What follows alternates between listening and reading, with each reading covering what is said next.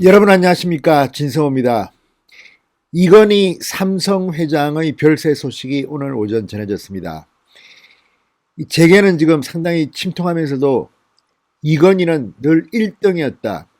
고인을 회고하고 고인을 칭송하는 그런 목소리가 가득합니다. 정치권도 마찬가지입니다. 이낙연, 안철수, 주호영 전부 이건희 회장에 대한 회고, 또 여러 가지 입장을 내는 그런 글들을 발표하고 있습니다. 그런데 오늘 좀 이상한 일이 있었습니다. 국민의힘, 국민의당, 심지어 정의당조차도 이건희 회장의 타계 소식이 전해지자 굉장히 빠른 시일 내에 성명, 입장문들이 나왔습니다. 그런데 민주당은 달랐습니다. 집권여당입니다. 일요일 날 전부 다 집에서 쉬고 있는지 한참이 지나서, 오후 한참이 지나서야 공식적인 대변인 성명이 나왔습니다. 아마도 이건희를 칭찬할 수도 비판할 수도 없고 순위 조절을 하느라고 내부 진통을 겪은 게 아닌가, 이런 말도 나왔습니다. 이낙연 민주당 대표의 글도 다른 재벌 총수가 타겟했을 때와는 좀 달랐습니다.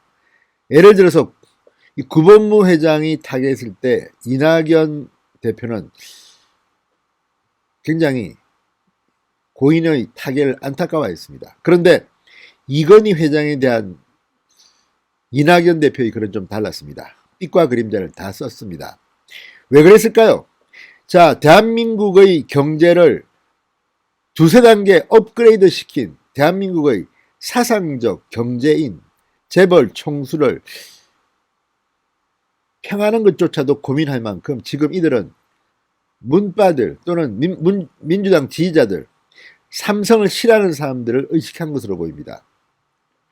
이쯤 되면 대한민국 정치판, 눈치보기, 표계산, 정치공학, 이런 단어들만 떠올립니다. 오늘 민주당은 이건희 회장 별세에 대한 입장문, 논평을 발표하면서 여의도에서 큰 망신을 당했습니다. 다들 웃습니다. 아이고, 그거 하는 얘기가 그렇게 힘들어? 아니면 민주당 요즘 군기가 빠져가지고 대변인실이 일 안 하고 있나? 이런 말까지 나왔습니다. 설마 그럴 리는 없겠죠. 이낙연 대표가 온뒤 지나치게 눈치를 본다. 이낙연 대표가 당대표가 아니라 과거 대변인처럼 무슨 데스크를 보느냐, 이런 말들도 나왔습니다. 자, 이낙연 대표는 지금 당대표입니다. 군기반장이 아닙니다. 과거 이낙연 대표와 일했던 민주당 당직자들은 상당히 까다로웠다, 그렇게 이야기합니다. 동아일보에서 이낙연 대표를 데스크로 모셨던 기자들 역시 마찬가지입니다. 그러나 지금은 당대표입니다. 민주당의 이런 모습은 참 대한민국의 기라성 같은 경제인 한 명이 세상을 등졌는데 이렇게 눈치나 보고 있다. 참으로 망신살이 뻗쳤습니다. 여의도가 그렇게 생각하고 있을지도 모르겠습니다. 진성호의 융단 폭격 시작합니다. 더불어민주당을 융단 폭격합니다. 방송에 앞서 아직 진성호 방송에 구독자가 아니신 분들은 붉은색 구독 버튼 눌러주십시오.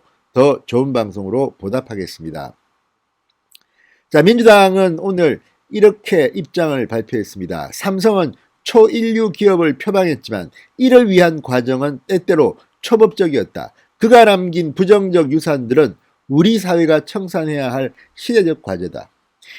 고인이 된 사람을 두고 이렇게 성명을 내야 했던 민주당의 심정을 이해할 만도 합니다.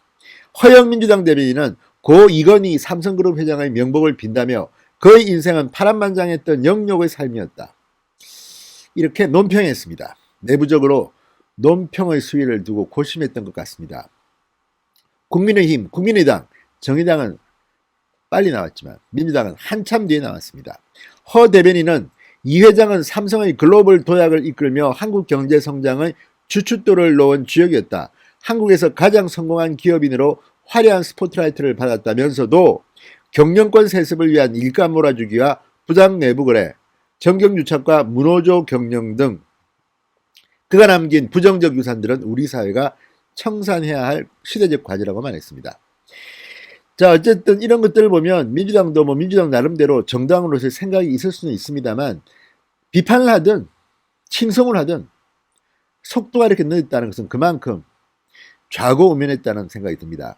자, 이낙연 민주당 대표는 페이스북에 깊은 애도를 표한다면서도 고인의 빛과 그림자를 차분하게 생각한다. 신경영, 창조경영, 인재경영, 고인께서는 고비마다 혁신의 리더십으로 변화를 이끄셨다.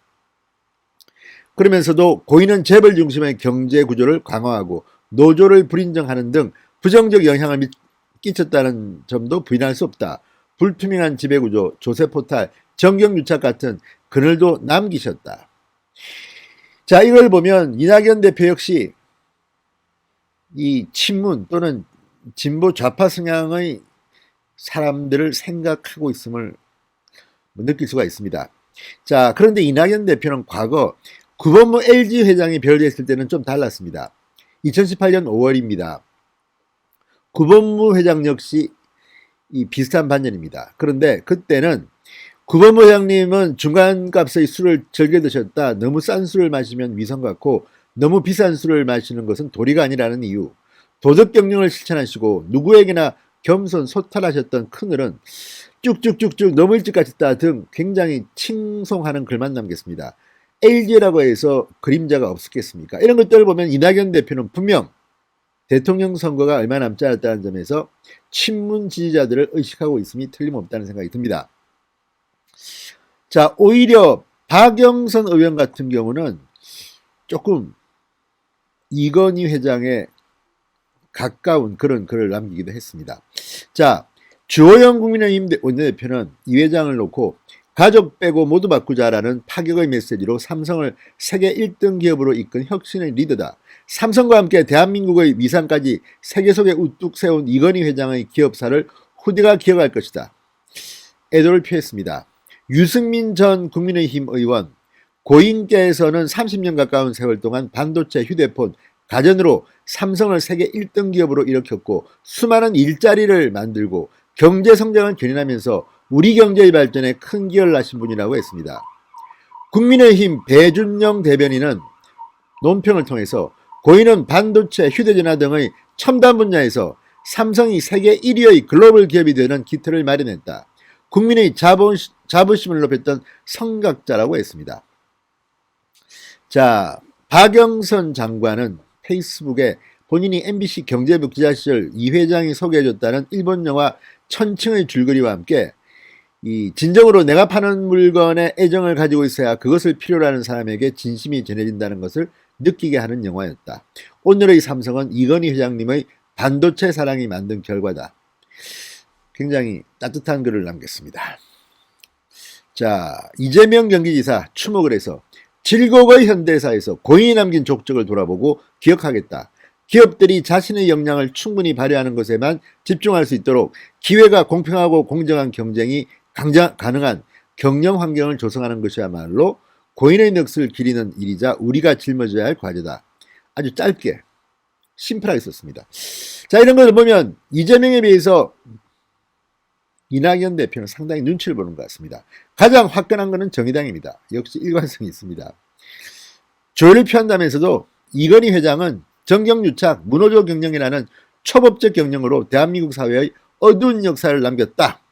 아무튼 이걸 제가 이 정의당의 논평에 동의하지는 않지만 정의당은 자기 당의 색깔과 그게 맞게 낸 겁니다.